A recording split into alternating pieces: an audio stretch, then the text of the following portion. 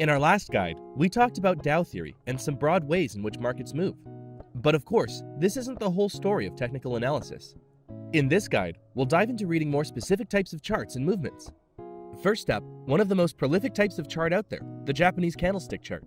Here's what they look like. Chances are you've seen them before. Each candlestick represents how the price has moved over a given period of time. So, off the top, a green stick means the price has moved up, a red stick means the price has moved down. Perfect. This part here, the body of the candle, shows you the difference between the opening and closing price of that time period. The shadows at the ends show you the highest or lowest point the price has gone over the course of that period. So how can we use these to understand assets? One of the major ways is with trend lines. Trend lines help us to confirm and identify the types of trends we talked about last video. A trend line is an upward or downward straight line that intersects at least two price points. At a base level, this probably sounds silly because you could essentially draw a line anywhere, so let's qualify this a bit further. A strong trend line should, ideally, cross as many different points as it can. As a general rule, a trend line should go through 2 points and have at least a third point to help validate it. The spacing of these points is also important. If the points are really close together, you're looking at such a small window of time that it's impossible to confirm a trend. Conversely, if the points are too far apart, it's hard to say that the points have anything to do with each other. Finally, you should look at the angle of any line you're drawing. A very steep line in either direction is unlikely to be a trend. It's simply not sustainable for an asset to consistently rise or drop 30 to 40% day over day for an extended period of time. Alternatively, a line that's too close to horizontal is basically a support or resistance line that we talked about last video, not a trend. So what do these trend lines allow you to do? At their best, they can help you observe how an asset is moving and where it may go next. Their biggest disadvantage is that it's easy to draw trend lines on almost any chart. So you have to be able to recognize bad trend lines like we described, and be conscious when you draw your own that they are just a tool. No system or analysis is the be-all end-all of where a market will go. Like we said last time, these tools can help you understand why markets move the way they do. They are not foolproof schemes for price predictions.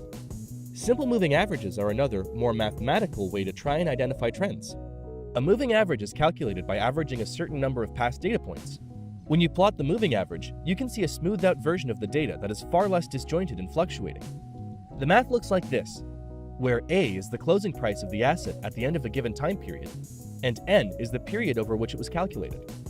So, if over the last 10 days your price looked like this, we can sub it into the math as such, which gives us an SMA of 5.4. So if you wanted to calculate and plot this data, you would continue to calculate 10-day chunks and place them on the chart. As we stated earlier, the result you can see is a highly simplified look at price movements, with much clearer trends.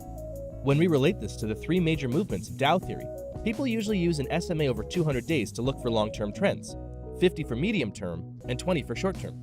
One way we can extend the data given to us by an SMA is with the Bollinger Band.